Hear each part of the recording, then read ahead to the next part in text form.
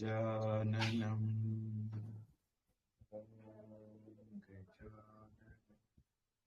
भूतगणातिसेवितं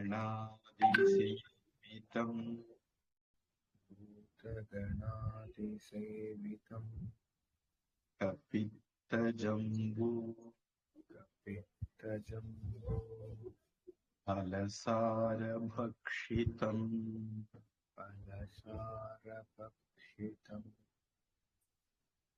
सुतं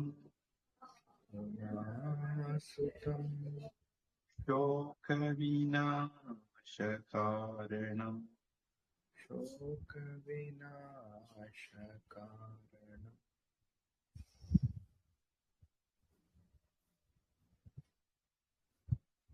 विघ्नेश्वरपादपङ्कजम्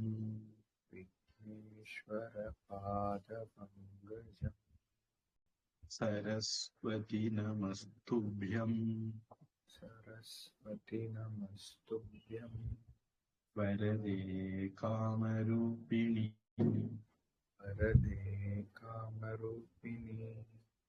विद्यारम्भं करिष्यामि सिद्धिर्भवतु मे सदा गुरुर्ब्रह्मा गुरुर्विष्णुः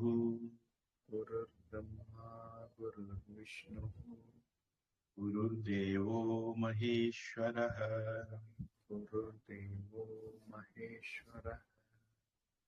गुरुः साक्षात् परं ब्रह्म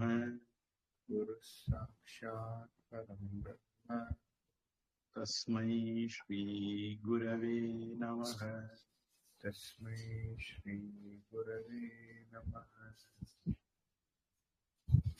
ओम नमः शुक्र बृहस्पतिभ्यां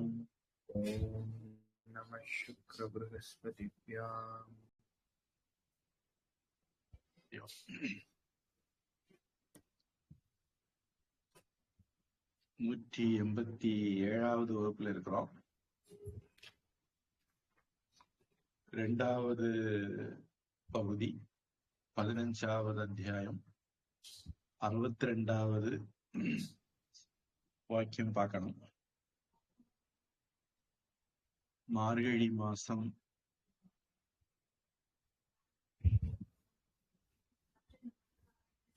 பத்தாம் தேதி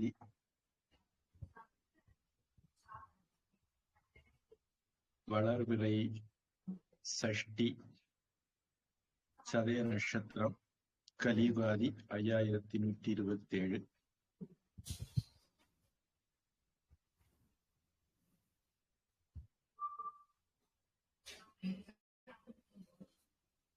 போன வகுப்புல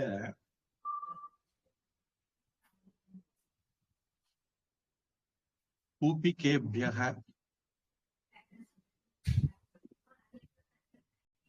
அப்படின்னு ஒண்ணு பார்த்தோம். கணிகா 61ல கணிகா தாச கர்மகர சூபகாராணாம் அதோ அந்நியத் ஔதனிகா பூபிகேப்யஹ பிரயச்சேத்.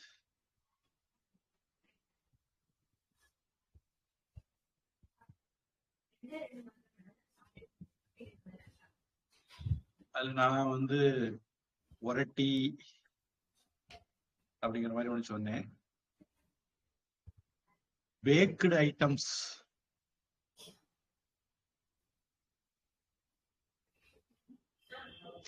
அப்படின்னு அர்த்தம் எடுக்கலாம்.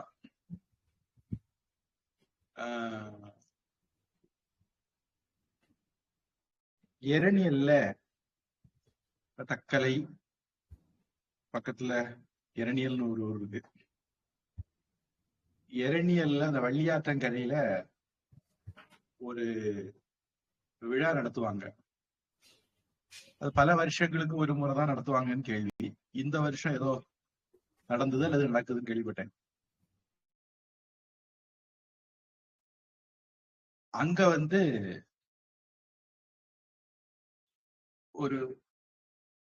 ஒரு வகை உணவுப் பொருளை பணியாரம்னு வச்சுக்குவோம். அத நல்ல பெருசா பண்ணி நெருப்புல சுட்டு எடுப்பாங்க அது அங்குள்ள விசேஷம் அப்படின்னு கேள்விப்பட்டிருக்கேன். அந்த மாதிரி மாவு பொருட்களை சுட்டு பேக்கரி மாதிரி சுட்டு எடுக்கிறது அப்படின்னு நாம அர்த்தம் எடுத்துக்கலாம்.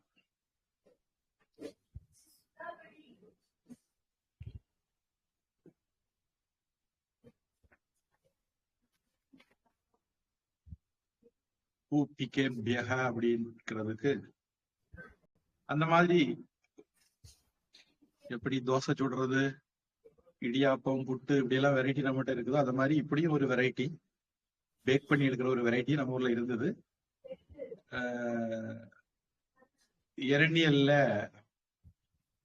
அந்த வள்ளியாற்றங்கரை கோவில் திருவிழாவில என்ன பண்றாங்கன்னு விசாரிச்சா கூடுதல் விவரங்கள் கிடைக்கலாம்.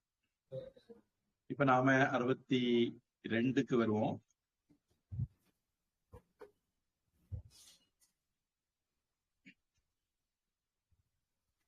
துலா துலா மான மான பாண்டம் பாண்டம் ரோச்சனி ரோச்சனி திருஷத்து ரிஷத்து முசல.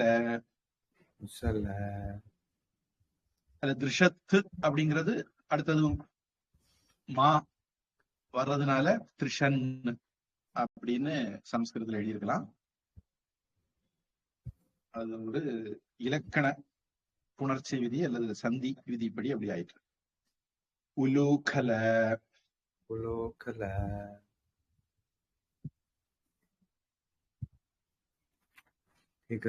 உலோகல கேக்குது. குட்டக குட்டக ரோச்சக ரோச்சக யந்திர யந்திர பத்ர பத்ர பத்ரக பத்ரக சூர்ப ரூப சாலனிகா சாலனிகா கண்டோலி கண்டோலி பிட்டக பிட்டக சம்மார்ஜனி சம்மார்ஜனி சம்மார்ஜன்யஹ சம்மார்ஜன்யஹ ச ச உபகரணானி உபகரணானி உபகரணங்கள் என்னெல்லாம் இந்த ப்ராசஸ்ல நமக்கு பயன்படக்கூடிய இன்ஸ்ட்ருமெண்ட்ஸ் எதெல்லாம் அப்படின்னு ஒரு பட்டியல் போடுறாரு. துலா தராசு,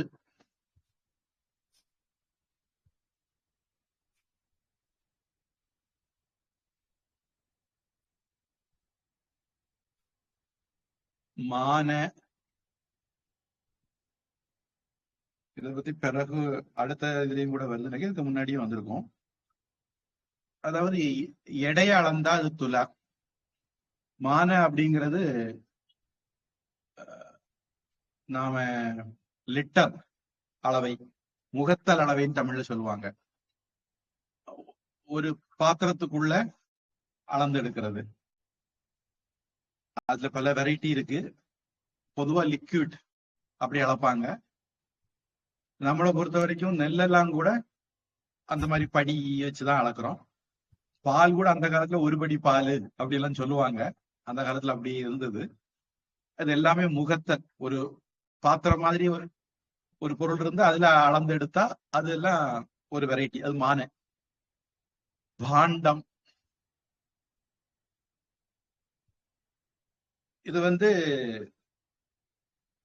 அது ஒரு அளவை கருவின்னு எடுத்துக்கலாம்.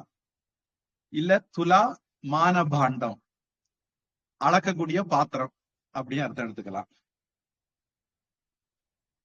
இப்போதைக்கு நம்ம ரெண்டா எடுத்துக்குவோம். மானபாண்டம். ரோச்சனி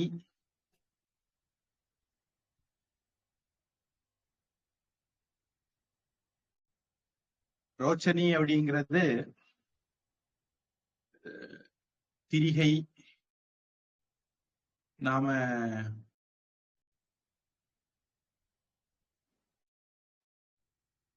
நம்ம முன்னாடி கிளாஸ்ல சொன்னேன், பயறு மாதிரிப்பட்டதை வறுத்து கீழே ஒரு கல் இருக்கும், நடுவுல ஒரு கம்பி இருக்கும், அதுக்கு மேல ஒரு கல் வைப்பாங்க. இந்த கம்பி இருக்கிற இடத்துல ஒரு இடைவெளி இருக்கும். அந்த இடைவெளி வந்து ஒரு புனல் மாதிரின்னு வச்சுங்க. அதுல நம்ம அரைக்க வேண்டிய பொருளை போடணும்.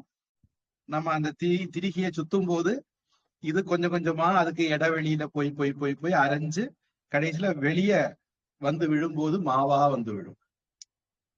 இங்க நடுவுல போடும்போது முழு தானியமா இருக்கிறது அரைஞ்சு அரைஞ்சு அரைஞ்சு அரைஞ்சு அரைஞ்சு நைஸாக நைஸாக ஓரத்துக்கு வந்துடும், ஓரத்துக்கு வந்து வெளியே விழுந்துடும். அது திரிகை அப்படின்னு சொல்லுவாங்க. திருஷத் இது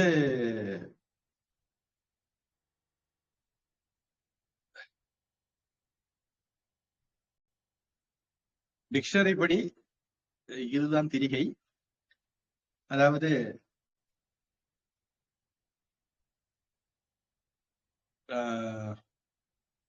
இல்ல,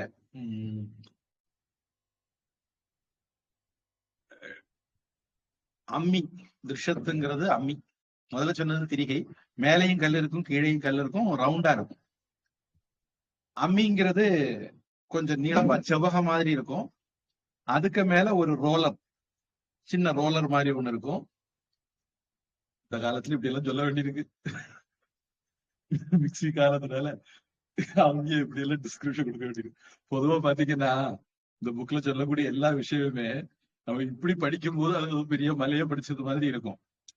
ஆனா நம்ம அத நமக்கு தெரிஞ்ச விஷயமா இருந்தா அது ஒண்ணுமே இல்லை அப்படின்னு புரியும். சைக்கிள் சவுட்டுவது எப்படி, அது ஒரு தீசிஸ் மாதிரி எழுதுனா பெரிய கஷ்டமான விஷயம் மாதிரி இருக்கும். ஆனா சைக்கிள் மிதிக்க தெரிஞ்ச ஆளுக்கு, சவுட்ட தெரிஞ்ச ஆளுக்கு அது ஒரு பெரிய விஷயமே இல்லை. கிட்டத்தட்ட அதே மாதிரிதான் இந்த பாடங்கள் எல்லாம். ஏன்னா நம்ம வந்து அவுட் ஆஃப் டச்ல, அவுட் ஆஃப் கான்டெக்ட்ல இருக்கிறதுனால நமக்கு இதெல்லாம் ஒரு பெரிய விஷயம் மாதிரி படும். சரி, அடுத்தது முசலை.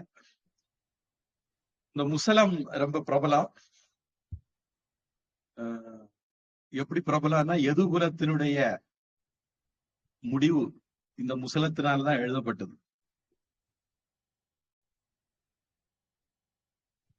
அந்த கதைக்குள்ள போக வேண்டாம்னு நினைக்கிறேன். முசலம்னா உலக்க. அடுத்தது உலூக்கலம். உலூக்கலம் அப்படின்னா உலக்கைன்னு நான் சொன்னா புரிஞ்சதுன்னு நினைக்கிறேன். இங்கிலீஷ்ல பெசில்பாங்க. உலூக்கலம் அப்படின்னா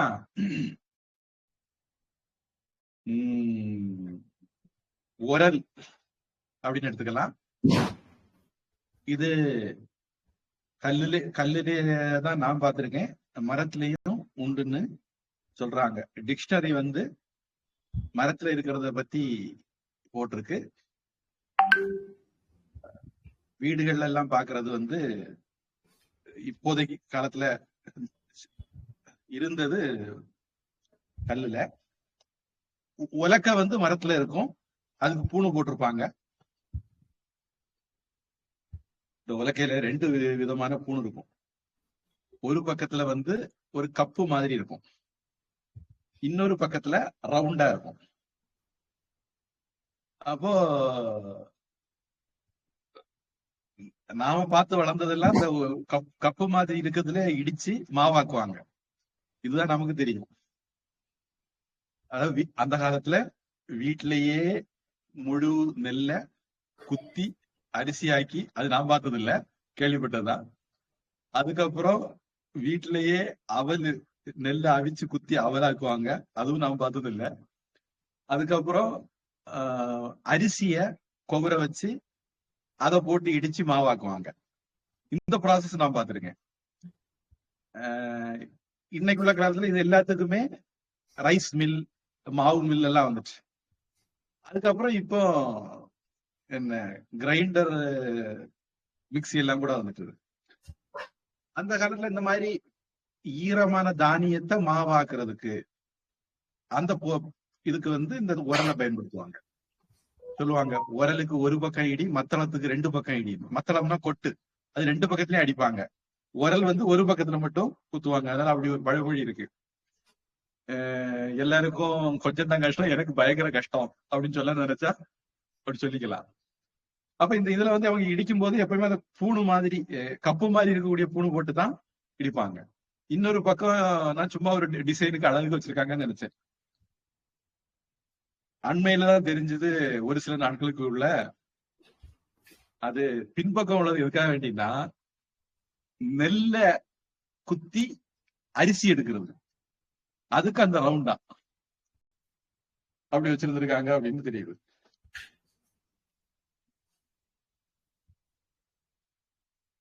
இதுல பொதுவா அவங்க பர்பஸுக்கு ஏத்தது மாதிரி மரமோ கல்லோ பயன்படுத்திக்குவாங்க. இன்னும் ஆட்டு உரல் ஒண்ணு உண்டு. அது இந்த உரல்லையே கொஞ்சம் அகலமா இருக்கும். தோசை மாவு, ஆப்ப மாவெல்லாம் அரைக்கணும்னா, அதாவது என்ன சொல்றது, வெட் கிரைண்டிங் அப்படின்னு சொல்லுவாங்கல்ல, அந்த மாதிரி அரைக்கிறதுக்கு ஆட்டு உரல். மசாலா எல்லாம் அரைக்கணும் அப்படின்னா அம்மி. அப்புறம் ட்ரை கிரைண்டிங், ஈரமான தானியம், அத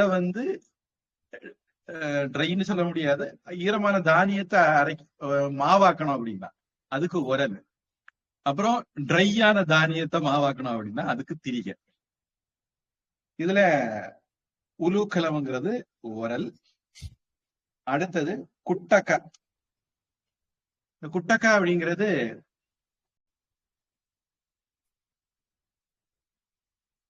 ஏற்கனவே வந்திருக்கு. நம்ம பல விதமான அர்த்தம் அந்த வார்த்தை உண்டுன்னு பார்த்திருக்கிறோம். இந்த இடத்துல தமிழ்காரங்க இத குந்தாணி அப்படின்னு போட்டிருக்காங்க. குந்தாணி அப்படின்னா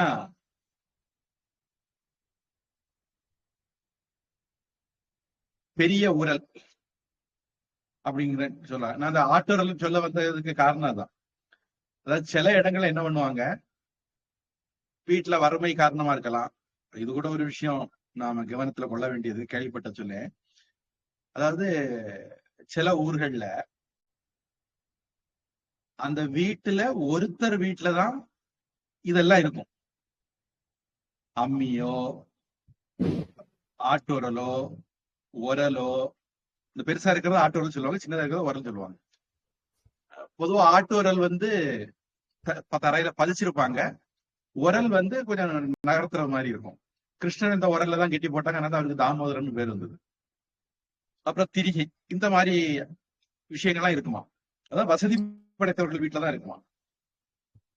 ஏழைகள் இப்படி இருக்கிற வீட்டுல போய் முறை வச்சு கியூல நின்று அவங்க தேவையானதை அரைச்சி எடுத்துட்டு வரணுமா. அப்படி கூட சமுதாயத்துல பொருளாதார நிலைமை இருந்திருக்கு. அல்லது வசதி படைத்தவர்கள் ஏழைகளுக்கு அப்படி உதவி இருக்காங்க, அந்த பெரிய மனப்பான்மையோட இருந்திருக்காங்க அப்படின்னு பார்க்கலாம்.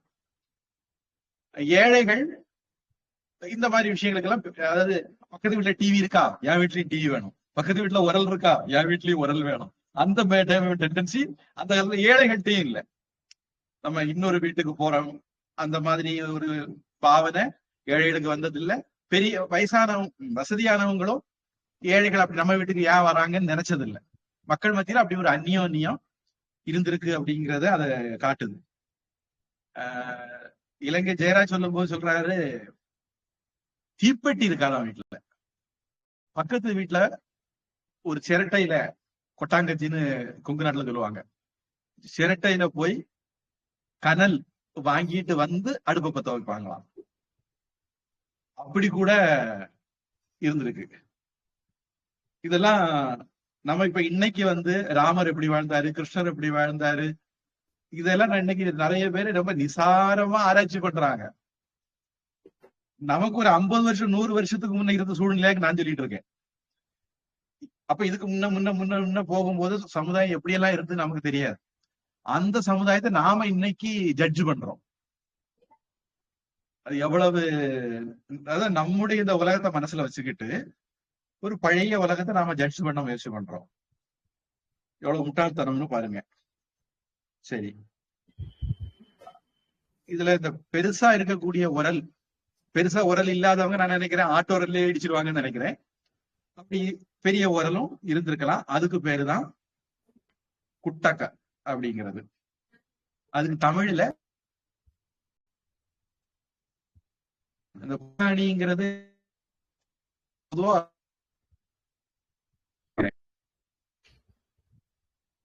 நம்ம-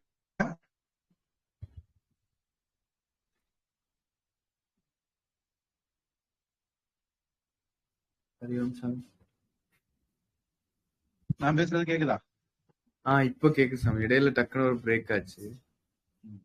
குந்தாணி அப்படிங்கிற வார்த்தை தமிழகத்துல நல்ல பிரபலம் நினைக்கிறேன். ஒரு குந்தாணியும் வேண்டாம் அந்த மாதிரி பிரயோகம் டயலாக், சினிமா டயலாக்ல கேட்ட ஞாபகம் இருக்கு. மற்றபடி நானும் பார்த்திருக்கிறான்னு எனக்கு தெரியாது. அதுக்கு அடுத்தது ரோச்சக.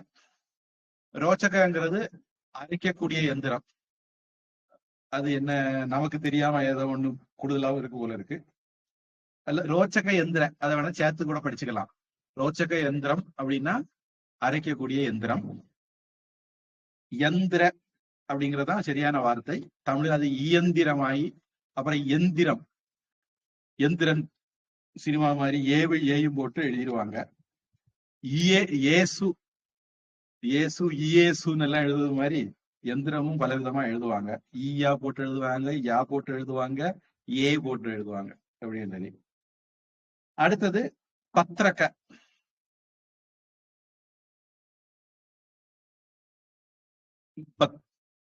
பத்திரப்படுத்துறதுனால அதுக்கு பத்திரக்கன்னு பேர் வந்திருக்கலாம். பத்திரப்படுத்துறதுனால பத்திரத்துக்கும் பத்திரம்னு பேர் வந்திருக்கலாம். எப்படியானாலும் பத்திரம்னா இலைன்னு அர்த்தம் உண்டு, பத்திரப்படுத்துறதுன்னு ஒரு அர்த்தம், சேவ் பண்றது, சேமிக்கிறதுங்கிற அர்த்தம் உண்டு. அப்படி சேமிக்க பயன்படுத்தக்கூடிய குதிர், பத்திரக்க அப்படிங்கிறது குதிர். குதிர்ங்கிறது நம்ம பத்மநாபுரம் அரண்மனையில இப்பவும் இருக்குன்னு நினைக்கிறேன். ஊருகா ஜாடின்னு சொல்லி பேர்ல வச்சிருப்பாங்க. நல்ல உயரமான மண் பானைகள், அதுக்கு குதில். குதில் அப்படின்னு சொல்லுவாங்க. இல்லுன்னு சொல்லுவாங்க, குதிர் இருன்னு சொல்லுவாங்க. இரலையோகோ அபேதக. அது அரிசி போட்டு வைக்கலாம். உங்களுக்கு ஒரு விஷயம் சொல்லணும்னா, நம்ம நடைமுறை நிலைமையில இருந்து சொல்லணும்னா, ஜம்மு காஷ்மீர்ல 1990 ஹிந்துக்களை கொன்னு விரட்டின போது, அதாவது இந்தியாவிலேயே நடந்த விஷயத்த சொல்றேன், பங்களாதேஷ்ல இப்ப நடந்துட்டு இருக்க சொல்லனா, இந்தியாவிலேயே நடந்த விஷயம். அன்னைக்கு நிறைய பேருக்கு ரொம்ப ரத்தம் எல்லாம் கொதிச்சது. காங்கிரஸ்காரனுக்கு மேல ரொம்ப கோவம் எல்லாம் பட்டாங்க. இன்னைக்கு பங்களாதேஷ்ல எத்தனையோ இந்துக்களை கொண்டு குவிக்காங்க, யாருக்கும் கோபம் வரல, ரத்தமும் தலைக்கல, ஒண்ணுமே ஆகல. சரி, காஷ்மீர்ல, ஜம்மு காஷ்மீர்ல ஹிந்துக்களை கொன்ன போது நடந்ததுல ஒரு விஷயம், ஒருத்தர் என்ன பண்ணாங்க, இத மாதிரி குதிருக்குள்ள வச்சு ஒளிச்சு வச்சுட்டாங்க. தானிய கிடக்குக்குள்ளே உட்கார வச்சு மறைச்சு வச்சுட்டாங்க. ஆம்பளையில பார்த்து சுட்டு கொண்டுட்டு இருந்தாங்க. இந்த பயங்கரவாதி பக்கத்து வீட்டுக்காரன் காட்டி கொடுத்து, பக்கத்து வீட்டு முஸ்லீம் பக்கத்து வீட்டு இந்துவை காட்டி கொடுத்து, அவன் குதிலுக்குள்ளதான் ஒளிஞ்சிருக்கான்னு சொல்லி கொடுத்து அவனை குதிலுக்குள்ளேயே வச்சு சுட்டு கொன்னாங்க அப்படின்னு பதிவு செய்யப்பட்டிருக்கு. அது காஷ்மீரி ஃபைல்ஸ் படத்திலையும் அதை காட்டினாங்க. அந்த இதுக்கு குதில் அப்படின்னு, குதிர் அப்படின்னு சொல்லலாம். பத்திரக்க. அது சூர்ப. சூர்ப்பம் அப்படின்னா முறம். சூர்ப நகா. நகம் முறை மாதிரி இருந்ததுனால பேய் மாதிரி பிசாசு மாதிரி வளர்த்து வச்சிருந்துருப்பா. இந்த காலத்துல எல்லா பெண்களும் அப்படிதான் வளர்க்காங்க, அது வேற கதை. அந்த காலத்துல சூர்பனகா மட்டும்தான் அப்படி வளர்த்துருந்தா. அவன் மட்டும்தான் அதனால சூர்பனகான்னு பேரு. வித்தியாசம் கண்டுபிடிக்க ஈஸியா இருந்தது, ஒரு ஆள் மட்டும் இருந்ததுனால. முறம் போல நகம் இருந்தா சூர்ப நகா. சூர்ப்பம்னா முறம். சொளவு அப்படிங்கிற வார்த்தையும் சில சமுதாயங்கள்ல பயன்படுத்துவாங்க. சொளகு, சொளவு அப்படிங்கிற வார்த்தையும் இலக்கியங்கள்ல பயன்பாட்டுல இருக்கு. முறம். அது ஹிந்தியில, சரி மறந்துட்டேன். சாலனிக்கா. சாலனிக்காங்கிறது சல்லடை. சல்லடைங்கிறது அரிப்பு, காபி டீ எல்லாம் அரிக்கிறதுக்கு பயன்படுத்துறது. அது சாலனிக்கா, அரிப்பு. கண்டோலி. கண்டோலி அப்படிங்கிறது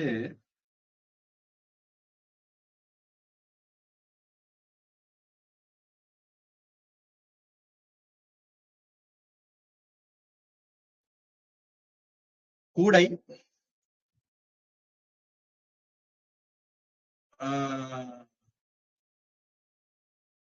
மூங்கிலால, மூங்கில் கூடைன்னு சொல்லலாம் கண்டோலி அப்படிங்கிறது.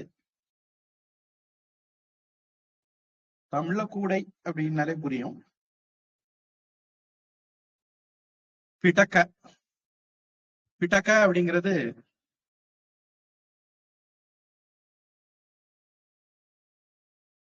ஒரு நிமிஷம். சாலனிக்கா, கண்டோலி, பிடக்க.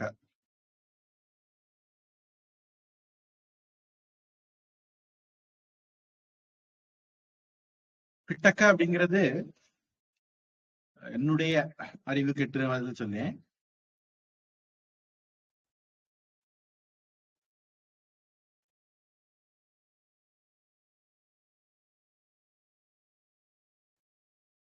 திரிபிடக்கம் அப்படின்னு புத்த மதத்தினுடைய நூல்களுக்கு ஒரு பேர் இருக்கு. அதாவது 3 பிட்டகங்கள், புத்த மதத்தினுடைய பிரிவுகள். அங்க அவங்க பிட்டகம்ங்கிறத பெட்டி அப்படிங்கிற அர்த்தத்துல பயன்படுத்துறாங்க.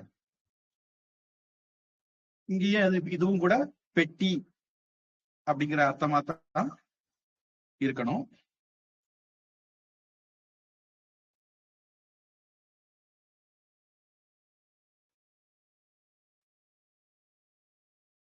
பொதுவா நம்ம இதுல வந்து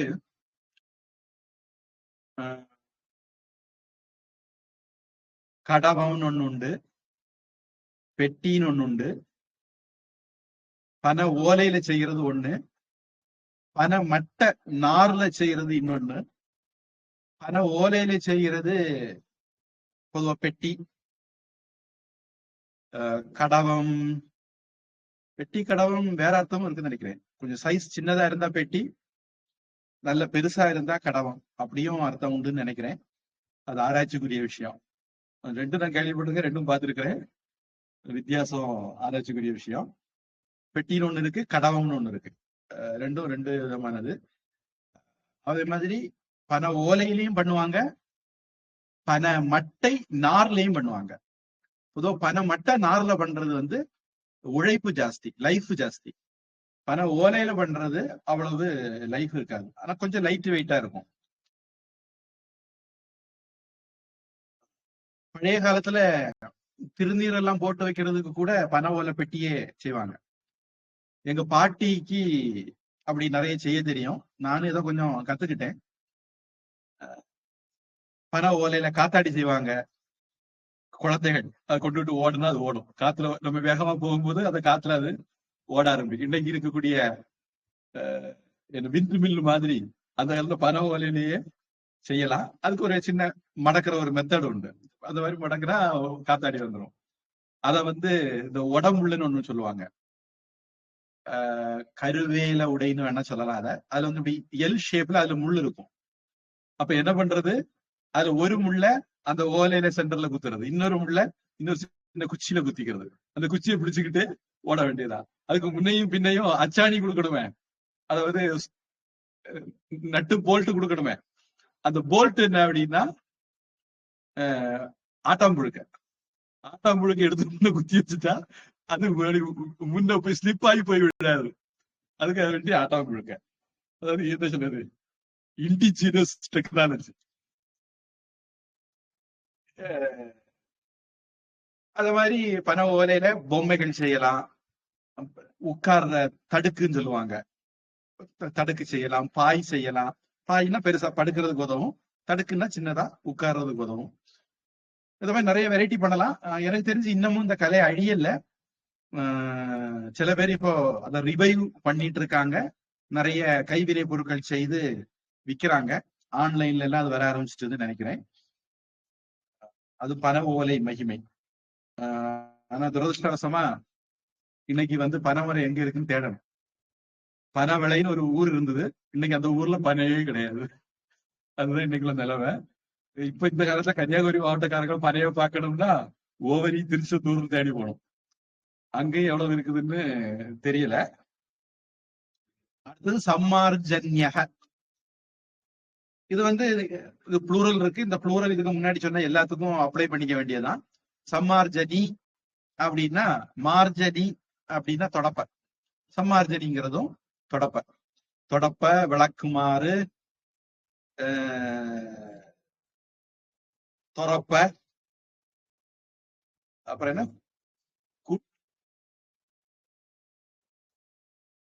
கூட்டுன்னு கூட ஏதோ ஒரு வார்த்தை உண்டோன்னு நினைக்கிறேன். சரி, விளக்கு மாத்தால கூட்டவும் செய்வாங்க, பெருக்கவும் செய்வாங்க. அல்லது பெருக்கிக்கிட்டு கூட்டுவாங்களா இருக்கும். ஒரு ஒரு சாம்பிள் பட்டியல் நம்ம வச்சுக்கணும். இது போகவும் நிறைய விஷயங்கள் இருந்திருக்கும். ஒரு உதாரணத்துக்கு கத்தி, அறுப்பு கத்தி, கத்தி வேற அறுப்பு கத்தி வேற, அப்புறம் வெட்டு கத்தி, அப்புறம்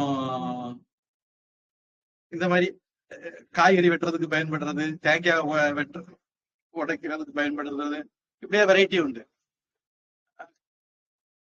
இந்த மாதிரி இன்னமும் ஒரு வீட்டு உபயோக பொருட்கள், இன்ஸ்ட்ருமெண்ட்ஸ், டூல்ஸ் நிறைய இருக்கும். விஜயதசமிக்கு நம்ம ஆயுத பூஜையில வைக்கிறது மாதிரி நிறைய இருக்கும். அவர் அதெல்லாம் ஒரு மாதிரி நமக்கு ஒரு பட்டியல் கொடுத்திருக்காரு அப்படின்னு நாம புரிஞ்சுக்க வேண்டியதுதான். நியாயமா நம்முடைய கடமை இதுல விடுபட்டு போனது அல்லது இன்னைக்கு உள்ள காலத்துல இருக்கிறது. அவர் காலத்துல இருக்கிறது பட்டியல் போட்டிருக்காரு. இது கூடயும் கூட அவர் காலத்திலே இருந்திருக்கும். இன்னும் ஏதாவது உண்டா அப்படிங்கிறது நம்ம சமகால நூல்கள்ல இருந்து கண்டுபிடிச்சுக்க வேண்டியதான். இப்போ ஆங்கிலம், the weighing balance, weights, measures, millstone, rochani, pestle, mortar, wooden contrivances for pounding rice, etc. Contrivances for splitting seeds into pieces, ரோச்சக யந்திரா. என்ன பண்ணிட்டாங்க, ரோச்சக, குட்டக, குட்டக ரோச்சக யந்திர.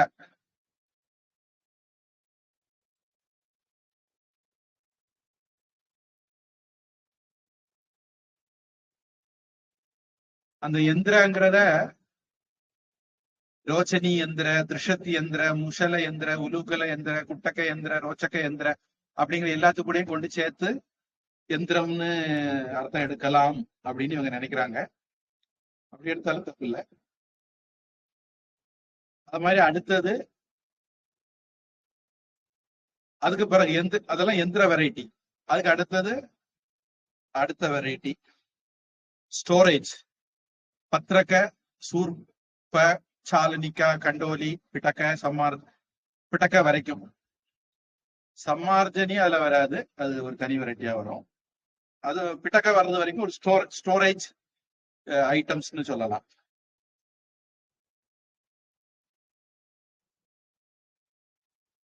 வின்னோயிங் ஃபேன்ஸ், ஹீவ்ஸ், இதெல்லாம் ஸ்டோரேஜ்ல சேர்க்க முடியாது. கிரெயின் பாஸ்கெட்ஸ், இது ஸ்டோரேஜ். பாக்ஸஸ், இது ஸ்டோரேஜ். அண்ட் ப்ரூம்ஸ், இது வந்து கிளீனிங். இது அப்ப கிளீனிங் இன்ஸ்ட்ருமெண்ட்ஸ், ஸ்டோரேஜ் இன்ஸ்ட்ருமெண்ட்ஸ், அப்புறம் இந்த கிளீனிங்ல 2 விதம். மரம், அரிப்பு எல்லாம் அது ஒரு விதமான கிளீனிங். தானியங்கள்ல இருந்து குப்பையை நீக்கிறது, கல்லு நெல்லு நீக்கப்பட்டது அப்படின்னு சொல்றோம்ல, இதுக்கு அந்த காலத்து மெத்தட் வந்து முரத்துல பாத்துறது, அரிப்புல அரிச்சு எடுக்கிறது. இப்ப நமக்கு நல்ல நைஸா மாவு வேணும்னா அரிப்புல அரிச்சா நைஸ் மாவு. புட்டு மாவுனா ஒரு விதமான அரிப்பு போடணும். தோசை கொழுக்கட்டைக்குன்னா இன்னொரு விதமான அரிப்பு போடணும், உரட்டிக்குன்னா இன்னொரு விதமான அரிப்பு, நம்ம என்ன பண்ண போறோங்கிறத பார்த்து, இடியாப்பம்னா அதுக்கு ஒரு விதமான அரிப்பு, அதுக்கேற்ற மாதிரி 2 3 வெரைட்டி அரிப்பு வச்சிருப்பாங்க. அந்த அரிப்புல போட்டு அரிச்சு எடுப்பாங்க. அல்லது ஒரே விஷயத்த அரிக்கும் போது இடிச்சுக்கிட்டு அரிப்பாங்க, பெருசு பெருசா வாரத புட்டு கொழுக்கட்டை அந்த மாதிரி எடுத்துக்கிறது, சின்னதா வாரத நைஸா வாரத அது இடியாப்பத்துக்கு எடுத்துக்கிறது, அந்த மாதிரியும் பண்ணிக்கலாம். இதை சொல்லும் போது எனக்கு ஞாபகம் வருது, எனக்கு ஒரு அத்தை இருந்தாங்க. எங்க வீட்லயும் இட்லி மிளகா பொடி உண்டு, அத்தை வீட்லயும் உண்டு. அத்தை வீட்டு மிளகா பொடி எனக்கு பிடிக்கும். ஏன் அப்படின்னா, அத்தை வீட்டுல என்ன பண்ணுவாங்க, மிளகா பொடி இடிச்சுக்கிட்டு அதை அரிப்பாங்க, அப்புறம் நைஸா அரிச்சு மேல வந்து துருதுரா இருக்குமே, அதை மறுபடி போட்டு மறுபடி இடிப்பாங்க, அப்படி திருப்பி திருப்பி இடிச்சு இடிச்சு நைஸ் ஆக்கிடுவாங்க. அப்ப அவங்க வீட்டு மிளகா பொடி ரொம்ப நைஸா இருக்கும், எங்க வீட்டு மிளகா பொடி ஒண்ணுக்கு பாதியா உடைச்சது மாதிரி இருக்கும். இது இந்த அரிக்கிறதுல குறைஞ்சபட்சம் 2 வெரைட்டி கிடைச்சிடும், மேல உள்ளது பரபரா இருக்கும், கீழே உள்ளது நைஸா இருக்கும், அப்படின்னு 2 வெரைட்டி கிடைச்சிடும். இப்போ கோதுமை உப்புமா நான் சொன்னா இல்லைன்னு தெரியல, ரிஷிகேஷ் ஆசிரமத்துல கோதுமை உப்புமாவுக்கு சென்னையில இருந்து வருத்துவாங்க. ஏன்னா சென்னையில இருந்து வர்றதுதான் அந்த உப்புமாவுக்கு பதமா ஒரு சைஸ்ல இருக்கும். மற்றபடி உப்புமாவுக்குன்னு வாங்குறது, மற்றபடி வாங்குறது நமக்கு தமிழ்நாட்டுல கிடைக்கிறதே கூட கொஞ்சம் பொடிசா இருக்கும். அப்ப அது வந்து உப்புமா பண்ணும்போது ஒரு கொஞ்சம் கூழு மாதிரி ஆயிடும். அதனால அவங்க மெனக்கேட்ட அந்த குறிப்பிட்ட நம்பர், அது ஒரு நம்பர் இருக்கு, அந்த நம்பர் உப்புமா வேணும் அப்படி கேட்டு வாங்குவாங்க. அது கோதுமைய ஒரு 8 ஆட்டு 10 ஆட்டு உடைச்சது மாதிரி இருக்கும், நைஸா இருக்காது, துருதுரா இருக்கும். சரி, இந்த மாதிரி நிறைய அந்த காலத்துல பயன்படுத்தி இருப்பாங்க. தமிழ் நிறுத்தளவை கருவிகள், முகத்தளவை கருவிகள், திரிகை, அம்மி, உலக்கை, உரல், குந்தாணி, குந்தாணினா பேருரல், அரைக்கும் எந்திரம்,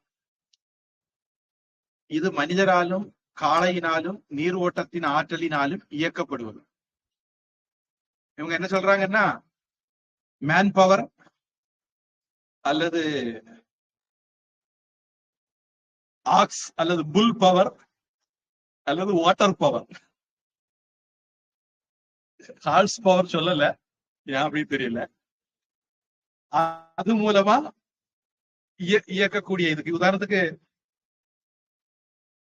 எண்ணெய் அரைக்கிறது செக்காட்டுறதுன்னு சொல்லுவாங்க. அது நம்ம ஊர்ல பாத்தீங்கன்னா பொதுவா விலங்குகளை தான் பயன்படுத்தி அந்த செக்கு இது பண்ணுவாங்க. வெள்ளைக்காரன் என்ன பண்ணா, பெரிய அன்பு மதத்தை சேர்ந்தவன், ஒரு நாயை கொல்றதா கூட விசாரிச்சுதான் கொல்லுவான். அவன் நம்ம வாவு சிதம்பரனார சுப்பிரமணிய சிவால இந்த செக்க இழுக்க வச்சான், அப்படி கொடுமைப்படுத்தினான்னு சொல்லுவாங்க. அப்படிப்பட்ட அயோக்கிய பையன் வெள்ளக்காரன், அவனுக்கு வாலு பிடிக்கிறதுக்கு இன்னைக்கும் ஒரு கூட்டம் இங்க உட்கார்ந்து இருக்கு. வெள்ளக்காரன் என்ன விட்டு போய் நாட்டை விட்டு போயிடாத, நீ இங்கேயே இருந்துக்கோ அப்படின்னு சொன்னவன் இன்னைக்கு சொரியான்ங்கிற பேர்ல வில வராங்க. அவங்களுக்கு பின்னாடி ஒரு கூட்டமும் தெரியுது. இந்த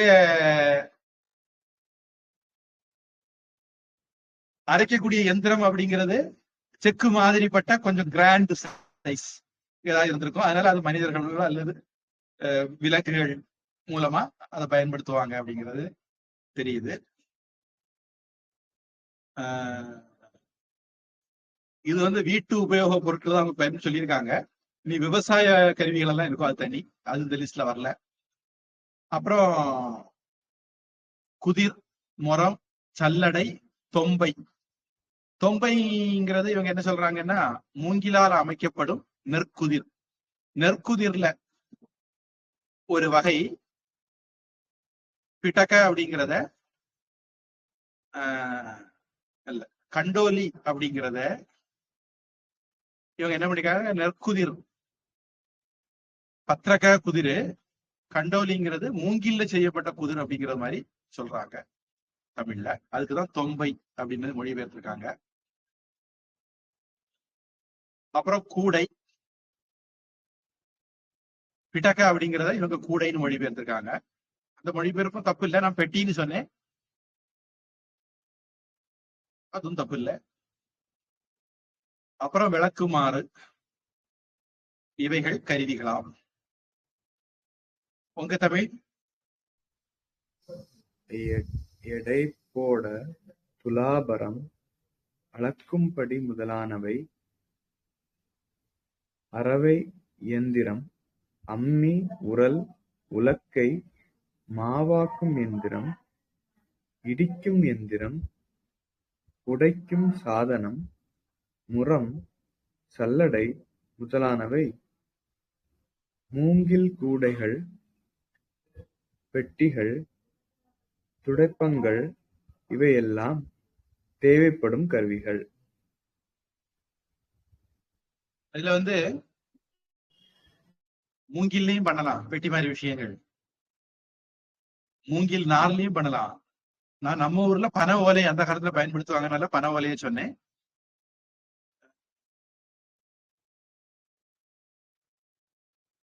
மூங்கில் பயன்பாடு நம்ம ஊர்ல கொஞ்சம் குறைவா இருந்தது, அல்ல இல்லைன்னு சொல்ல முடியாது, இருந்தது. அடுத்தது 63.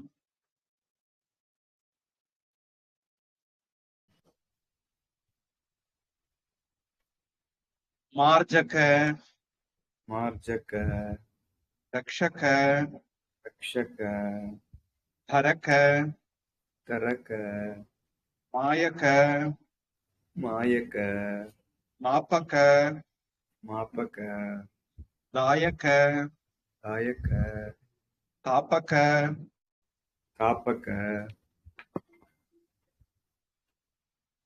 ஷலாக்கா பிரதிகிராஹக शलाका प्रतिकाहः दाशकर्म करवर् दाश दाश दाश कर्मकरवर्गः कर्मकरवर्गः च च विष्टिः विष्टिः. இந்த விஷ்டிங்கிறது நாம ரொம்ப முன்னாடி பார்த்திருக்கோம். அதுக்கு டெபினிஷன்ல இதையும் சேர்த்துக்கிட வேண்டியதான், அன்னைக்கு பார்த்த டெபினிஷன்ல. மார்ஜக துப்புரவு பணியாளர்கள், திராவிட மாடல். நாங்க வந்தா உங்களுக்கு நிரந்தர பதவி நிரந்தரம் பண்ணுவோம் சொல்லிக்கிட்டு பித்தலாட்டம் பண்றதுதான் திராவிட மாடல். மார்ஜகனா துப்புரவு பணியாளர்கள். ரக்ஷக செக்யூரிட்டி அப்படின்னு சொல்லலாம். தரக்க நிறுக்கிறவங்க அப்படின்னு சொல்லலாம்.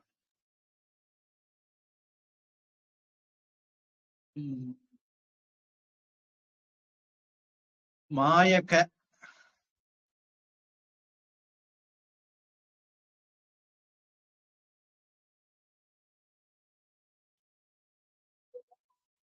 தரகங்கிறது சுமக்கிறவங்கிற அர்த்தமும் வரும். அப்புறம் மாயக்க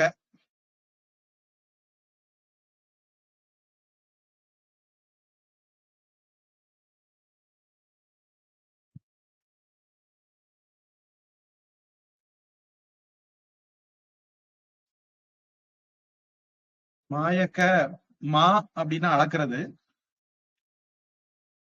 மாயக்க மாப்பக்க ரெண்டும் ஒரே சின்ன வித்தியாசத்தோட அளக்கிறத குறிக்கிறது. ஒண்ணு அளக்கிறவன், மாயக்க அளக்கிறவன். மாப்பக்க அளக்க வைக்கிறவன், அளப்பிக்கிறவன். தாயக்க கொடுக்கிறவன், தாப்பக்க கொடுக்க வைக்கிறவன். ஷலாக்கா கிராஹக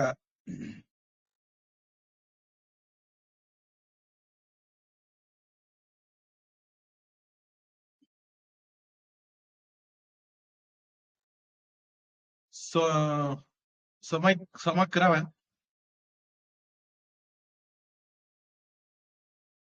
தாச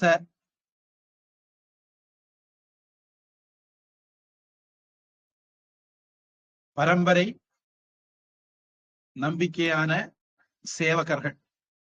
கர்மக்கர கூலிக்கு வேலை செய்யறவங்க. நம்ம ஏற்கனவே ஒரு வகுப்புல அதை பத்தி சொல்லியிருக்கேன். வர்க்கக இவங்களுடைய கூட்டம். விஷ்டிகி அதுக்கு விஷ்டின்னு பேரு. அதாவது வேலைக்காரர்கள் படை, வேலைக்காரர்கள் பட்டியல் அப்படின்னு வச்சுக்கலாம். இவங்க எல்லாம் சேர்ந்தா தான் வேலை நடக்கும். இத்தனை பேருடைய உதவி ஒரு காரியம் நடக்கிறதுக்கு தேவை இருக்கு.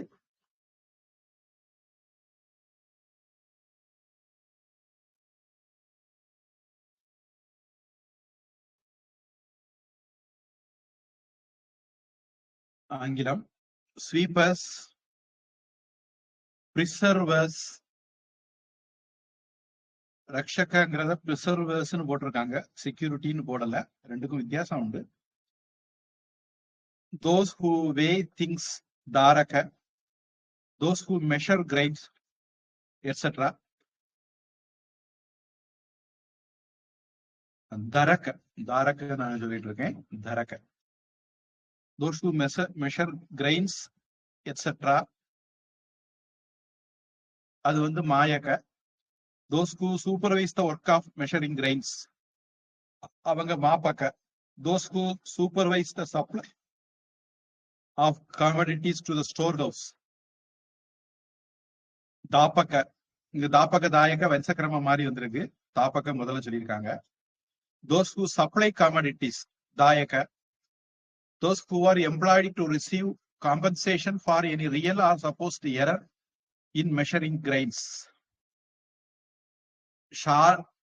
ஷலாக்கா பிரதி கிராஹக. அதுக்கு இவங்க என்ன சொல்றாங்க,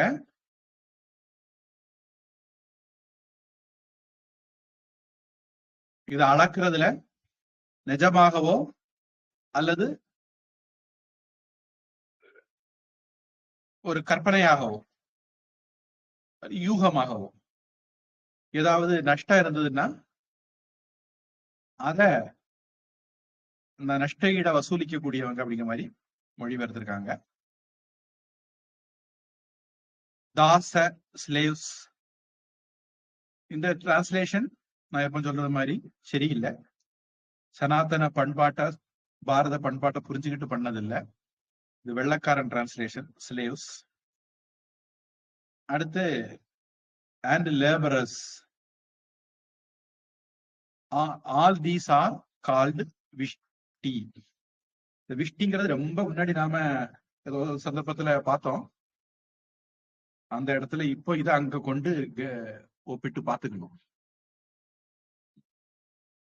தமிழ் அலகிடுவோன், அலகிடுவோன்னா தமிழ்ல அலகிடுதல் சொல்லுவாங்க. இந்த கூற்ற பெருக்கிறவங்களை தமிழ்ல அலகிடுதல் அப்படின்னு ஒரு வார்த்தை இருக்கு, அதை பயன்படுத்துறாங்க. இந்த ஈர்க்குச்சி குச்சி குச்சியா இருக்கும், அதெல்லாம் அலகு. அந்த அலகுனால இது பண்றதுனால அது அலகிடுவோம். நீ இதுலயும் கூட தென்னங்குச்சி துறப்பம் இருக்கு, பூஞ்சட்ட துறப்பம் இருக்கு, அப்புறம் கத்தாழ நார்ல என்ன ஒரு தொடப்பம் இருக்கு. தொடப்பத்திலயும் நிறைய வெரைட்டி எல்லாம் இருக்கு. நம்ம தொடப்பம்னு ஒரு வாரத்தையில முடிச்சிட்டோம். இங்க அலகிடுவோம்னா தொடப்பத்தால தூய்மை பணியாளர் அப்படின்னு சொன்னா நமக்கு புரியுது, ஈஸியா இருக்கும். காவலன், நிருப்பவன், அளப்பவன், அளப்பிப்போன், கொடுப்பவன், கொடுப்பிப்போன், சுமை காவுவோன், அடிமை, பணியாளர் என்னும் இவர்கள் தொழில் துணைவர் ஆவார். தொழில் துணைவர் அப்படின்னு சொல்லலாம், பரிசாரகர்கள் அப்படின்னு சொல்லலாம், சூத்ரர்கள் அப்படின்னு சொல்லலாம். என்ன பொறுத்த வரைக்கும் இவங்கதான் சூத்திரங்க. அதாவது மற்றவங்களுக்கு அவங்க வேலைகள்ல ஒத்தாசை பண்றவங்க. சூத்திரங்கிறது நல்ல அர்த்தத்துல சொல்றேன், பகுத்தறிவு கூமுட்டைகள் சொல்லக்கூடிய அர்த்தத்துல சொல்லல. உங்க தமிழ் என்ன சொல்லுது?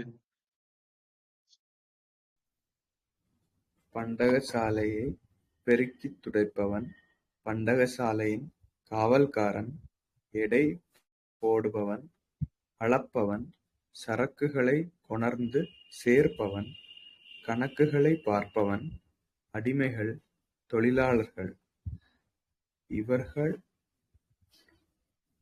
இவர்கள் அனைவரும் இங்கு வேலை செய்பவர்கள். இவங்க என்ன பண்ணிட்டாங்க தமிழ்ல, அந்த பண்டகசாலை, அதாவது தானிய கிடங்கு, சேமிப்பு கிடங்கு, அதை மனசுல வச்சுக்கிட்டு அதை மட்டும் கணக்குல கொண்டு வந்திருக்காங்க. 64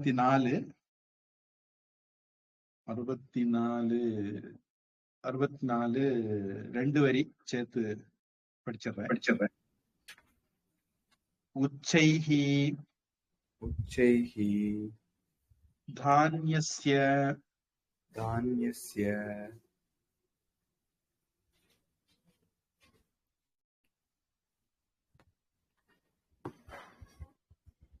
நிக்ஷேபஹ மூதாஹ க்ஷாரஸ்ய சம்ஹதாஹ மிருத்து காஷ்ட கோஷ்டாஹ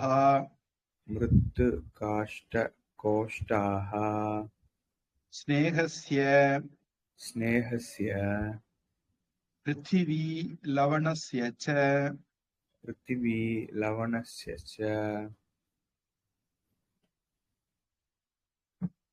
இது என்ன பண்ணிருக்காங்க அப்படின்னா, இதுவரைக்கும் நாம சொன்ன விளை பொருட்கள்,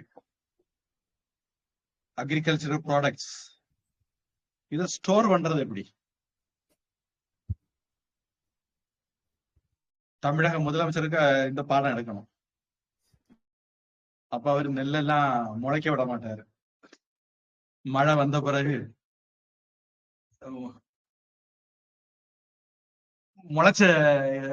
முளைச்ச நெல்லை விலைக்கு வாங்கணும் அப்படின்னு பைத்தியக்காரத்தனமா சொல்ல மாட்டாரு.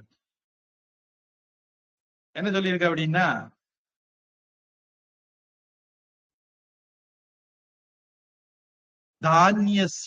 தானியங்களை உச்சைகி உயரமான இடத்துல நிக்ஷேபக வைக்கணும். மழை பெய்யும் போது நனைஞ்சி முளை விடுறது மாதிரி எல்லாம் வைக்க கூடாது. அப்போ தானிய கிடங்கு, ஸ்டோர் ஹவுஸ் இருக்கணும். அந்த ஸ்டோர் ஹவுஸ் தண்ணி எல்லாம் வந்தாலும் ஒண்ணும் ஆகாதபடிக்கு கொஞ்சம் ஹைட்டா இருக்கணும். அப்புறம் எலி இது மாதிரி எல்லாம் பாதிக்கப்படாம சாப்பிடாம இருக்கிறதுக்கு சர்க்கரைய கமிஷன்ல கணக்கு காட்டுறதுக்கு ரொம்ப சௌரியமா இருக்கும். சீனியை எறும்பு தின்னு போட்டுது, சாக்க எலி தின்னு போட்டுன்னு கணக்காக்க சௌரியமா இருக்கும். மற்றபடி நாட்டு மக்களுக்கு நல்லது செய்யணும்னு நினைச்சா கொஞ்சம் உயரமான இடத்துல தானியங்களை வைக்கணும், நனையாம கொள்ளாம வைக்கணும். அப்புறம் மூத்தாஹா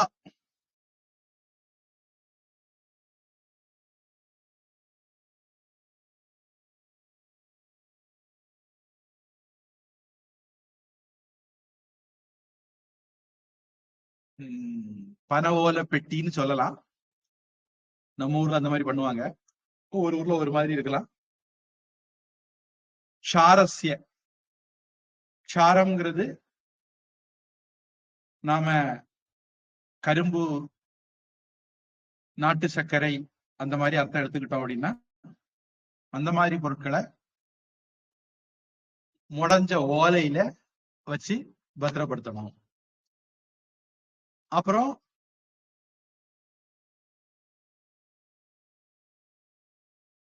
மிருத்து காஷ்ட கோஷ்டாக,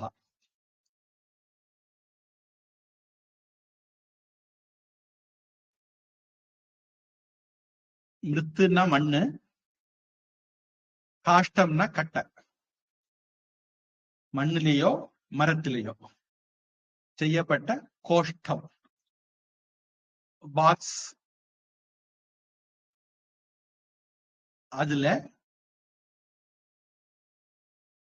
ஸ்நேகஸ்ய எண்ணெய் பொருட்கள், நெய், நல்லெண்ணெய், கழுகெண்ணெய், இது மாதிரி. இது இதெல்லாம் ஒரு உதாரணம் அப்படின்னு நான் எடுக்கிறேன். அந்தந்த பகுதியில அவைலபிலிட்டி பொறுத்து விதவிதமான ஸ்டோரேஜ் பயன்படுத்த முடியும். இப்ப எங்க வீட்டுல மண்பானையில சுற்றி கயறு கட்டியிருப்பாங்க. அதாவது இந்த கும்பாபிஷேகத்துக்கெல்லாம் கும்பத்துல வந்து நூல் சுத்துவாங்களே, இந்த மாதிரி மண்பானைய கயறு சுத்தி வச்சிருக்கோம். அது வந்து எண்ணெய் பானையா பயன்படுத்துவாங்க. அந்த காலத்துல பின்னைக்காய் எண்ணெய்னு ஒண்ணு உண்டு. அந்த பின்னைக்காய் எண்ணெய்க்காக வேண்டி அதை பயன்படுத்தி இருப்பாங்கன்னு நான் ஊகிக்கிறேன். நம்ம காலத்துல ஒண்ணும் என்ன வறண்ட பொருளாதார வளமே இல்லாத ஒரு நாட்டுல எல்லாம் நம்ம பிறந்தோம். அதனால நமக்கு அதை பத்தி எல்லாம் சொல்லவும் தெரியல. அதுக்கு ஆனா அப்படி பயன்படுத்தி இருப்பாங்கன்னு நினைக்கிறேன்.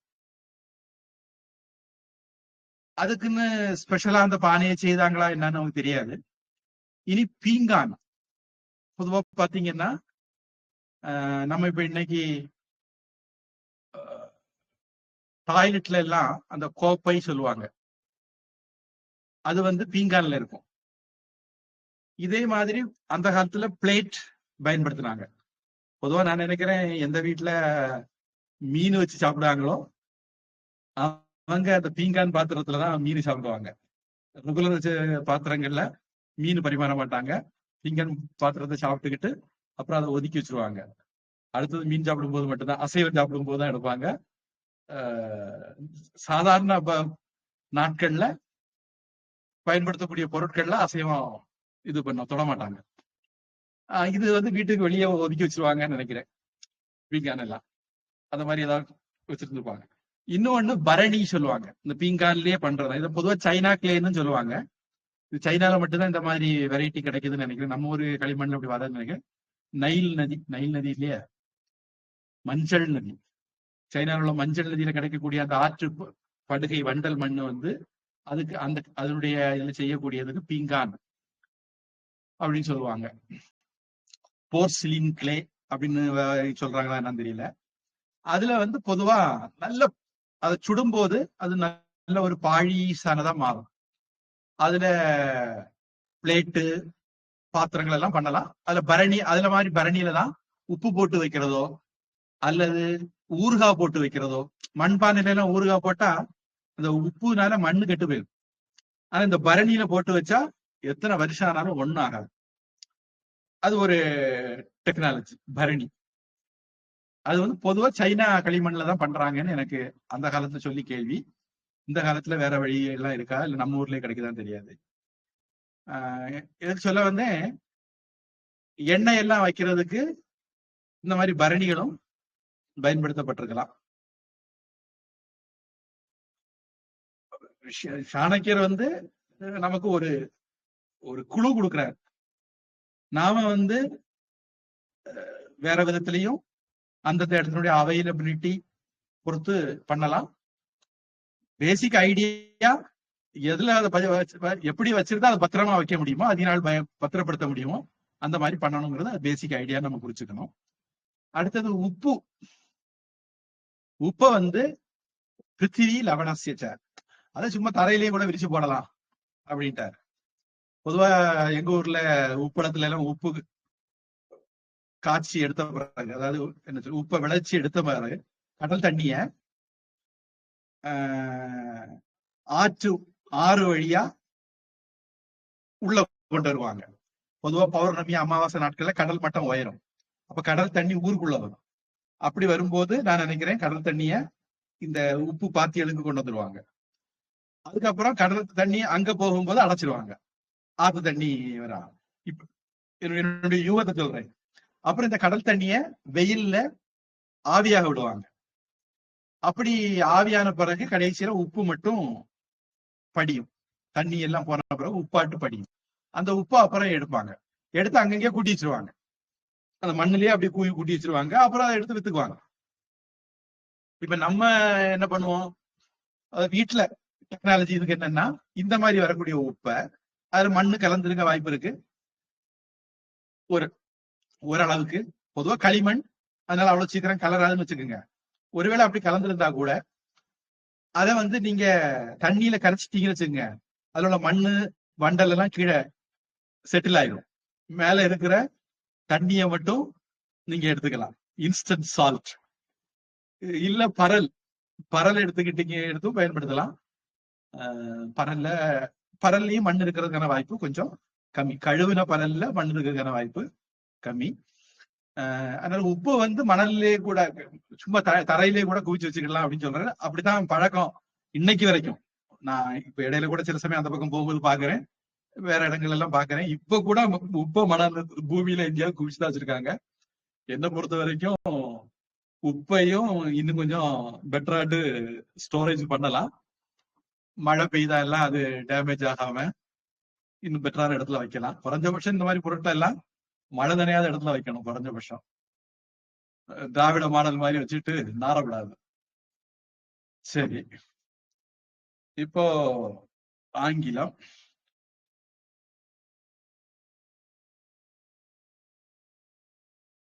grains are heaped up on the floor.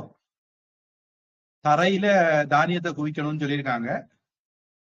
என்ன பொறுத்த வரைக்கும் அதுல உச்சைகின்னு ஒரு வார்த்தை இருக்கு.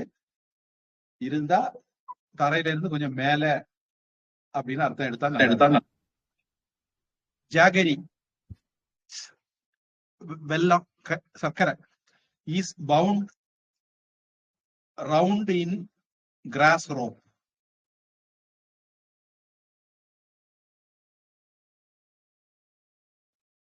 புல்லு கயிறுல உருண்டையா வைக்கணும்னு சொல்லாங்க. பொதுவா அவங்களுக்கு இந்த கரும்பு காட்டுல வந்து கரும்பினுடைய அந்த தாள்கள் கிடைக்கும். அதுல ஏதாவது பத்திரப்படுத்துவாங்களான்னு தெரியல. கரும்பா இருந்தா, இல்ல சர்க்கரை கருப்பட்டியா இருந்தா பனை ஓலைகள்ல பத்திரப்படுத்த முடியும். அவைலபிலிட்டி சர்க்கம்ஸ்டான்சஸ் அனுசரிச்சு பத்திரப்படுத்தணுங்கிறது மட்டும் முக்கியம். கெட்டு போகாமலும் டேமேஜ் ஆகாமலும் பத்திரப்படுத்துறதுக்கு என்ன டெக்னாலஜியோ பயன்படுத்திக்க வேண்டியது. Oils are kept in earthenware or wooden vessels and salt is heaped on the surface of the ground.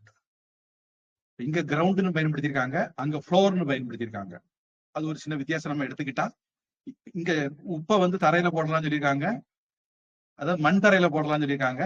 தானியங்களை நாம உருவாக்கின தளம் ஃப்ளோர்னு சொல்லி இருக்கிறதுனால சிமெண்ட் தர அல்லது டைல்ஸ் தர அந்த மாதிரிப்பட்ட இடங்கள்ல நெல்லை சேமிக்கணும்னு சொல்லியிருக்காங்கன்னு யூகிக்க இடம் இருக்கு. கூலங்களை உயரமான இடத்தில் வைத்தல் வேண்டும். தானியங்களை, கூலம்னா தானியம், கூலவாணிகன் சேந்தன் அப்படின்னு தமிழ் இலக்கியத்துல வருது, நான் சொல்லியிருக்கிறேன்னு நினைக்கிறேன். அந்த உயரமான அர்த்தம் என்னன்னா நிலத்தில் பொருந்தாமல் வைத்தல் வேண்டும் என்பது கருத்து. தரைக்கும் அதுக்கும் டச் இருக்கப்படாது அப்படிங்கிற அர்த்தத்துல உயரமான இடம்னு சொல்லி இருக்கு அப்படின்னு சொல்றாங்க. பொதுவா அந்த விறகெல்லாம் கூட சேமிக்கும் போது நீங்க தரையில போட்டா சீக்கிரம் கரையாம பிடிச்சிடும். அதுவே நீங்க கொஞ்சம் உயரமா ஒரு மேடை மாதிரி பண்ணி அதுக்கு மேல விறகு அடுக்கி வச்சீங்கன்னா ரொம்ப காலத்து கரையான் சீக்கிரம் பிடிக்காம பாதுகாக்கலாம். இது விறகு ஸ்டோரேஜ். எல்லாம் ஜனங்கள் அவங்க அனுபவத்தின் அடிப்படையில நிறைய டெக்னாலஜி வச்சிருந்தாங்க. டெக்னாலஜிக்கு வேண்டி சயின்ஸ் எல்லாம் வர வேண்டியது இல்லை, மனுஷனுக்கு அனுபவமே போதும். அதுக்கு இதுக்கு ஒரு சயின்டிஸ்ட் எல்லாம் வர வேண்டியது இல்லை, எல்லாம் ஒவ்வொரு மனுஷனும் ஒரு சயின்டிஸ்ட் தான். அடுத்தது நெருக்கமாக முடையப்பட்டவை, அதாவது கூடை, பாய் முதலியவை அக்காரத்திற்கு இடமாகும். மண்ணாலாதல் மரத்தாலாதல் செய்யப்பட்ட மிடாக்கள், மிடானா பெரிய பாண்டங்கள், நேய பொருளுக்கு இடனாகும். உப்பு வைத்தற்கு நிலம் இடனாகும். நிலம் இதன் உபலக்கணத்தால் மண்பாட்டமும் கொள்ளல் வேண்டும். என்ன சொல்லாங்கன்னா நிலம் அப்படிங்கிறதுக்கு உபலட்சணத்தினால மண் பாத்திரத்திலையும் வைக்கலாம் அப்படின்னு இவங்க சொல்றாங்க. எனக்கு தெரிஞ்சு மண்ணுல உப்ப வச்சா அது மண்ணை கெடுத்துரும். சுட்ட பானையா இருந்தால் டேமேஜ் பண்ணாதா அப்படிங்கிறது ஒரு ஆராய்ச்சிக்குரிய விஷயம். பொதுவா பானையை சுடுறதுக்கு காரணம் அது சீக்கிரம் டேமேஜ் ஆகாம இருக்கிறதுக்கு தான். கண்டிப்பா சைனா களிமண் அந்த களிமண் பாத்திரங்கள்ல பரணி சொல்றமே அதுல உப்ப வைக்கலாம், ஒண்ணும் ஆகாது. உப்பு பாய்ச்சா கூட அதுகிட்ட பலிக்காது. இன்னொன்னு கண்ணாடி பாத்திரங்கள், அதுவும் உப்புனால டேமேஜ் ஆகாது. சரி, அடுத்தது ஒரு ஒரு கொசுறு. இங்கே இடம் கூறப்படாத காய்கறி முதலியவற்றிற்கும் தகுதியான இடங்கள் அமைத்து கோடல் வேண்டும் என்பதும் புலப்படுத்தப்பட்ட படியாம். சரி, இதுல சொல்லாததெல்லாம் எங்க வேணாலும் போடலாமா? அப்படி இல்லை, அதெல்லாம் நீங்க அறிவாளி, பத்திரமா வச்சுக்குவீங்கிறதுனால நாங்க சொல்லல, அவ்வளவுதான்.